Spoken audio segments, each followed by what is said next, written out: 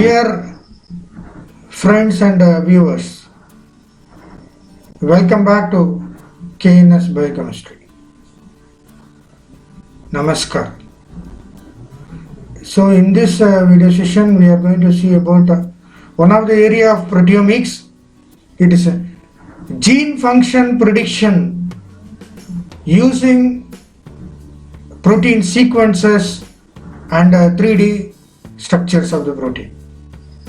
So what are the methods used here to predict the sequence and the 3D structure of the proteins? That is what we are going to see now. Let us start the session now. Under proteomics, gene functions prediction by using sequences and structures. So before entering into this gene function predictions, you must know the basic of this central dogma. The central dogma of molecular biology. Here it is diagrammatically represented. Here the central dogma. So here you see that the DNA is transcribed into RNA. That is especially mRNA. That is translated into protein later on. So in addition, DNA is also self-replicating. It is called DNA replication. That is also done with the help of an enzyme called DNA polymerase. And transcription is done by another enzyme called RNA polymerase. So the mRNA is processed by the spliceosome before it enter into the chain of amino acids in the ribosome. And the tRNA, that is a transfer RNA, that helps the translation process by transporting the right amino acid to the right positions as mentioned in this particular central dogma flowchart. So first you can say DNA replication with the help of DNA polymerase is done. Then this DNA strands are unwound.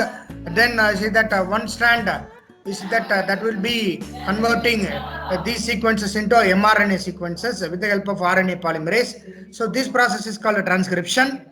And you see that exon, intron, exon, mRNA is produced. So here you see that intron is intervening sequences that they don't have any meaning. So we have to remove that one. But exon is the gene sequence that is coded as by transcription. And with the help of spliceosomes, these are the group of proteins, spliceosomes. This mRNA is processed properly. It is spliced. That means unwanted intron regions are removed and exon regions are connected with the help of these spliceosomes, and mRNA, real mRNA is formed. And this mRNA comes out of the nucleus from the cell, inside from the nucleus, and where it is going to bind with the ribosome, and tRNA is going to transport correct amino acid according to the message given in the mRNA. And you see that amino acid sequences are connected by peptide bond or amide bond, and a polypeptide is formed. That is a protein. This process is called a translation process. So DNA replication, transcription, and translation, all the three are happening in a natural cell, and that is called central dogma of molecular biology. This is the background, the basic, what you must know it. From that we are going to see about this that is nucleic acid or gene functions or gene metabolic reactions. So that is what we are going to see now. So here the functions of the gene can be studied with the help of protein or amino acid sequences or the protein structure. So for that you must know something about the genome. So that is called the functional genomics. Functional genomics, it is a very important area. It is a field of molecular biology. Functional genomics is that it is you must have the knowledge about the central dogma under molecular biology. So once you know basic knowledge about central dogma, studying functional genomics is very easy. So it is a field of molecular biology that attempts to describe gene sequence. From the gene sequence, it is able to describe amino acid sequences or protein information. So to describe gene functions, that is called functional genomics. Describe the gene functions and its interactions. So functional genomics makes use of the vast data generated by genomic and transcriptomic projects. Like you are going to take the entire genome and you are going to sequence the genome. So that is called the genome sequencing projects and RNA sequencing. That is a sequencing of mRNA, that is called RNA sequencing. So genome sequencing and RNA sequencing both are coming under functional genomics. So functional genomics focuses on the dynamic aspects such as transcription, translation, regulation of gene expression, and protein interaction, PPIs. PPIs already we have discussed about PPI. So here you see that all these things, transcription process, translation process, gene expression and regulation of the gene expression, PPIs are they are focused on under this functional genomics. So it is as opposed to the static aspects of the genomic information such as DNA sequences, study about the DNA sequences or structures. So a key characteristics of functional genomics studies that includes their genome-wide approach, that is the DNA sequencing or gene sequencing, genome-wide approach to all the doubts or questions created. So generally it involves high throughput methods, that is called bioinformatics related, the computer based methods. They are called high throughput methods rather than a more traditional way of gene by gene approach. That is called the traditional way of approaching the gene, that is functional genomics, but that will take time. We are doing it manually, so gene by gene approach. But high throughput methods are computer based methods and they are going to be highly useful. So under functional genomics, you see that if you want to study the gene sequences, you have to understand some concepts. So in order to understand functional genomics, it is important to first define the function, what kind of function it is, what kind of metabolic function it is. So you have to define the function. So for that defined function, you have to go for functional genomic study. So one group of people, they have done in that, they have defined a function, defined the function in two possible ways. That is, you have to do two possible directions to define a function. So these are selected effect direction, that is one way. Selected effect of that particular function, that is one way. The other way is causal role. So selected effect and the causal role, both are the two different ways, possible ways of defining a function. So the selected effect function refers to the function for which a trait, that is a DNA, RNA or protein, a particular DNA, RNA or the related protein for the DNA sequences. So you are going to take that particular, select that particular trait, a particular DNA sequence or RNA or protein structure. So that is selected particularly. So that particular trait is selected for this functional study. So that kind of approach is called selected effect. Then second type is the causal role. The causal role function refers to the function that a trait, that is a genetic trait, is sufficient and necessary. It is necessary for something, or it is sufficient for some activity or some function. Then only you are going to select it. So that kind of selection is called the causal role function. So functional genomics usually usually we are going to take the second approach, that is the causal role definition of function, because that is commonly used. Whether it is required, really you want to study it, or it is necessary for any benefit, then only you are going for that functional genomic study. So that is why second the approach is usually done. The first approach is very rarely done. Then coming to the goal, the main objective or goal of the functional genomics. The goal of functional genomics is to understand the function of genes You have to understand the function of those genes or expressible genes. Those genes are the product of those genes, that is proteins. Eventually, all components of a genome.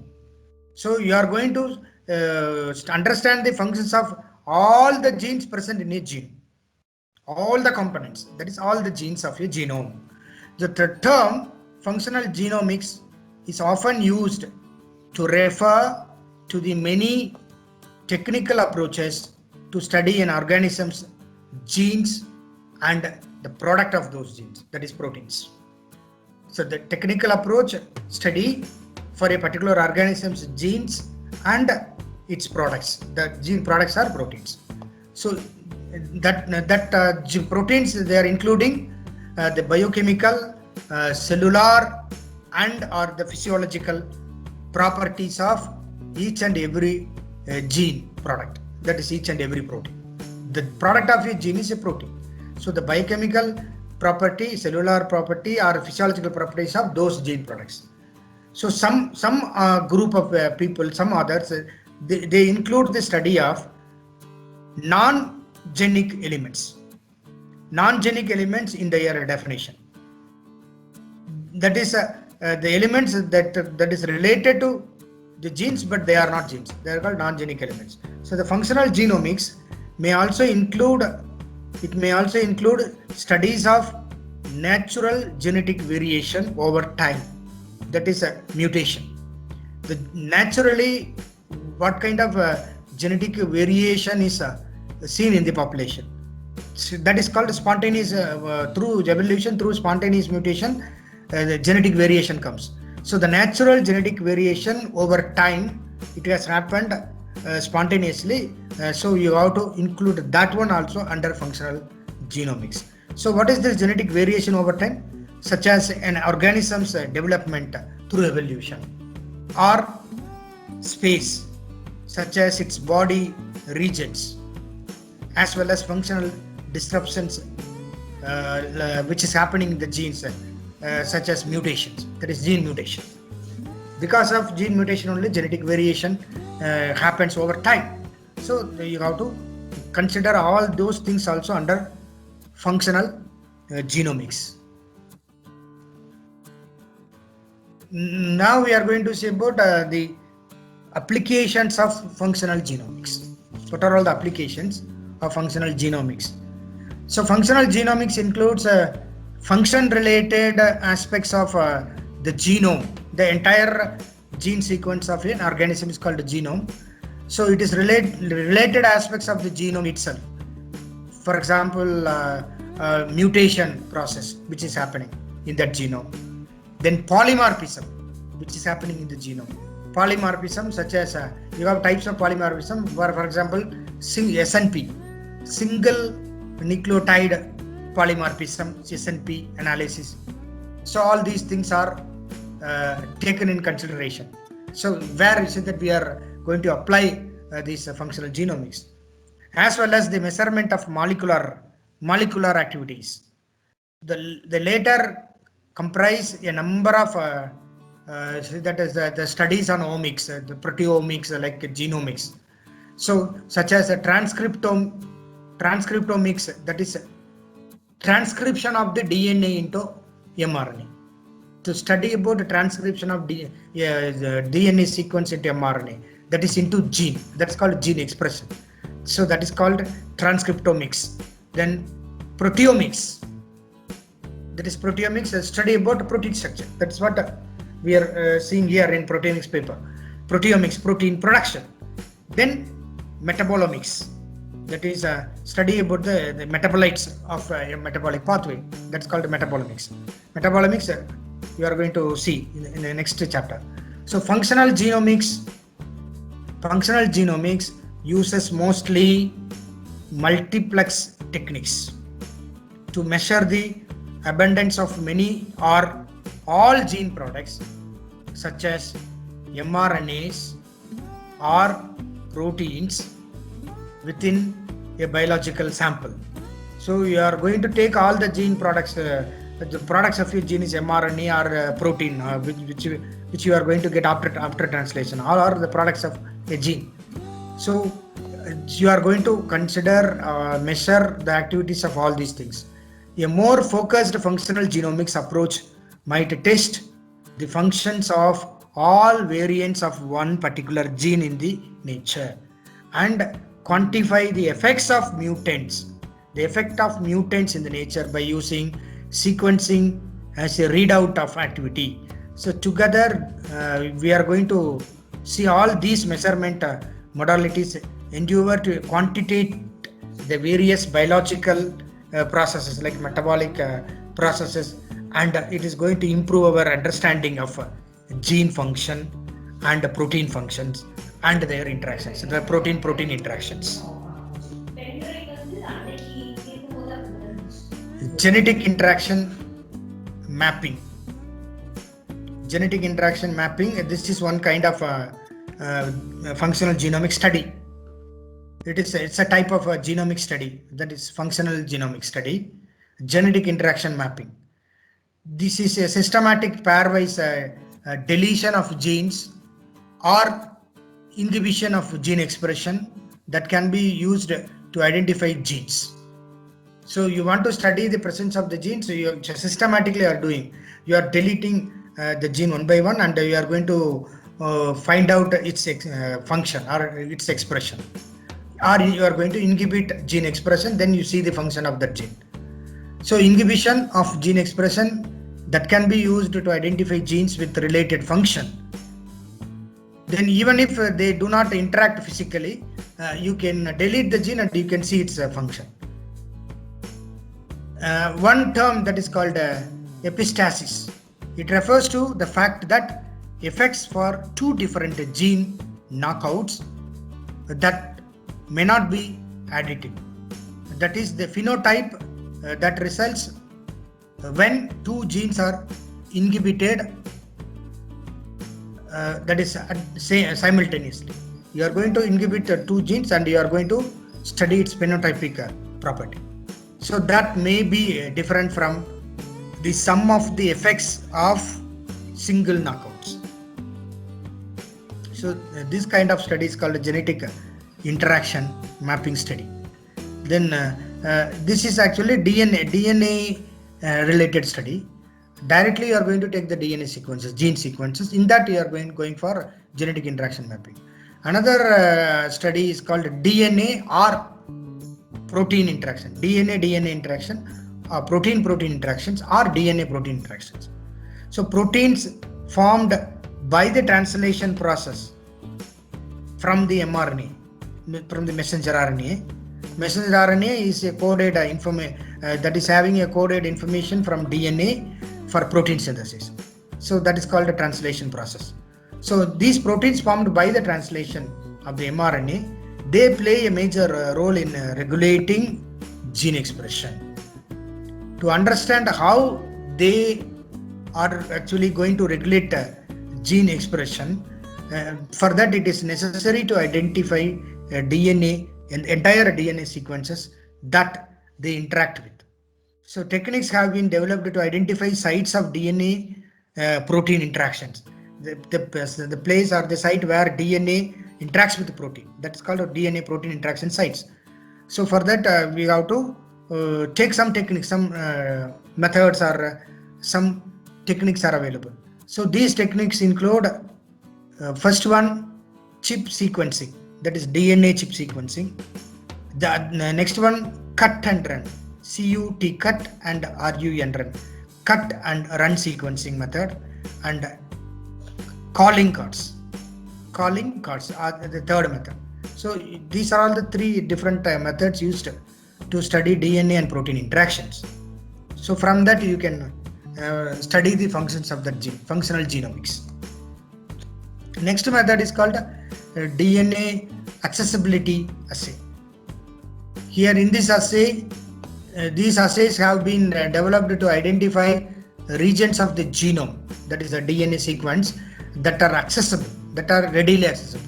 So these regions, readily accessible regions available on open chromatin, that is in the chromosomes, open chromatin, and these chromatin are the candidate regulatory regions. So these assays include, so what are all the assays used for this DNA accessibility test? ATAC sequence, that is a SEQ method, DNA sequence method, DNA seq method, and FAIR sequence, FAIRE, FAIR sequence method. So 3 methods are available to study the DNA accessibility assay. So all these methods so far we have seen at the DNA level studies to understand the functional genomics. Now we are going to have RNA level studies. At the RNA level, what are all the types of studies available to understand the functional genomics? First method is microarrays method. That is DNA microarray. So this is a DNA microarray method which is used to study the gene sequence or genomic function at the RNA level. A DNA microarray method technique. So in this DNA microarrays, these microarrays, they measure the amount of mRNA. So here we are going to quantify the amount of mRNA. The amount of mRNA in a sample that corresponds to a given gene, that for a particular selected gene, or to probe DNA sequence. So probe sequences are immobilized on a solid surface and allowed to hybridize with fluorescently labeled target mRNA. So here we have a target mRNA that is having fluorescently labeled compounds, and they are going to interact with the probe sequences. The intensity of fluorescence of a spot is proportional to the amount of target sequence that has hybridized to that spot. So if target sequence is having more and more hybridization, the intensity of fluorescence in that spot will be very high, and therefore to the abundance of that mRNA sequence can be easily understood in the sample. So microarrays, they are going to allow for identification of candidate genes that is involved in a given process based on variation between transcript levels for different conditions and the shared expression patterns, gene expression patterns with genes of known functions. This is another method used at RNA level. SAGE, serial analysis of gene expression. Serial analysis of gene expression, SAGE. It is an alternate method of analysis based on RNA sequencing. So here we are going to take only RNA sequencing rather than hybridization. So the SAGE relies on the sequencing of 10 to 17, up to 17, from 10 to 17 base pairs, tags which are unique to each gene. So these tags are produced from poly A mRNA. So mRNA will be having a poly A cap. So from that only we are going to study all these tags. So these tags are produced from poly A mRNA and ligated end to end before sequencing. So this SAGE gives an unbiased measurement of the number of transcripts available per cell, since it does not depend on prior knowledge of what transcripts to be studied. That is, it is like microarray method. Then RNA sequencing. Next method is RNA sequencing, RNA-seq or microRNA sequencing. Both are same. So RNA sequencing has taken over microarray method and SAGE technology in recent years. As see that this is having some advantage from 2016 onwards. So it has taken the advantage of the other two methods, and it has become the most efficient way to study transcription and gene expression. So this is typically done by next generation sequencing method. So a subset of sequenced RNAs, they are called as small RNAs, sRNAs. Small RNAs, they are a class of non-coding RNA molecules that are key regulators of transcriptional and post-transcriptional modification during gene silencing or RNA silencing. So next generation sequencing is the gold standard tool for non-coding RNA sequence discovery, profiling and expression analysis. Massively parallel reporter assays, that is MPRAS, another method. Massively parallel reporter assay, MPRAS. So this massively parallel reporter assay is a technology to test the cis regulatory activity of DNA sequences. Cis and trans, you have cis and trans isomerism. The cis regulatory regions activity of the DNA sequence is studied using this massively parallel reporter assay technique. So this MPRAS use a plasmid. It is going to use a plasmid with a synthetic cis regulatory element upstream of a promoter region, deriving a synthetic gene such as green fluorescent protein. So a library of cis regulatory elements is usually tested using this MPRAS. So a library can contain from hundreds to thousands of cis regulatory elements. So this cis regulatory activity of the elements is assayed by using the downstream reporter activity.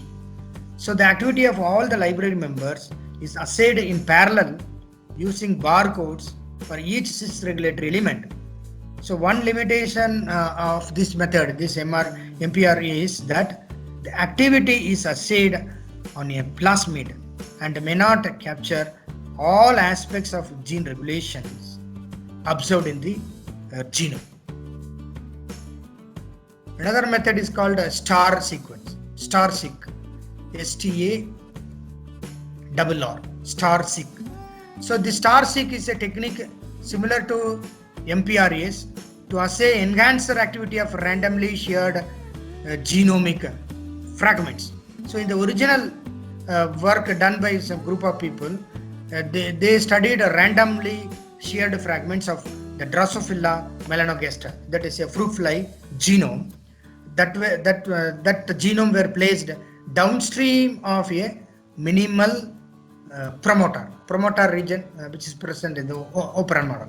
So candidate enhancers amongst the randomly shared fragments will transcribe themselves using the minimal promoter, that is the promoter available in the operon model. So by using sequencing as a readout and controlling for input amounts of each sequence, the strength of putative enhancers are assayed by this star sequence method. Next method is called perturb sequence method. So here you can see the overview of the perturb sequence flow chart, the workflow. So here perturb sequence couples CRISPR, that is CRISPR, CRISPR mediated gene knockdowns with single cell gene expression. So linear models are used to calculate the effect of the knockdown of a single gene on the expression of multiple genes. So if one single gene will be knocked out, or it can be knocked down, and during that expression of multiple genes, one single gene can be knocked down. So here you can see that you are going to take a pooled single RNA library. So this is from the library you are going to take RNA fragments. So these RNA fragments are allowed to enter inside a cell, that is done by transduction process. Transduction. So these small pooled single RNAs are taken by the cell, and you are going to select those cells they are having this sgRNA. You are going to select only those cells, and these cells are taken, and they are allowed to go for scRNA sequencing treatment. So where you will be getting this fragmented these small RNA sequences. So single cell transcriptomes. That is, you are going to study about the single cell RNAs, and you are going to take the entire information about those RNAs. That is called single cell transcriptome study.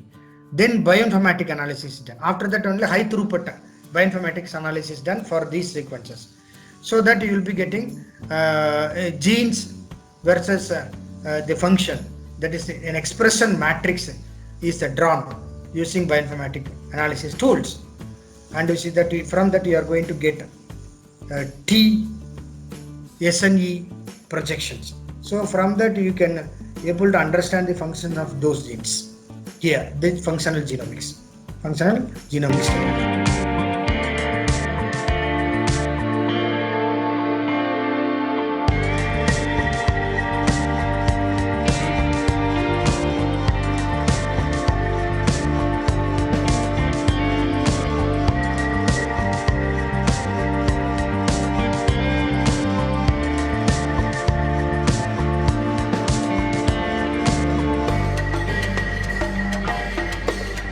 Friends, so in this video session we have seen about gene functions and the gene function prediction using the protein sequences and the arrangement of sequences into 3D structures. So the 3D structure prediction of the proteins done by several methods, and we have seen even bioinformatics method used for that. I hope you have understood the topic. I'll be coming back to you in the other session. Until then, be safe in your home. Use the mask like this whenever you go outside. So now I'm going to stop the session. Thank you very much.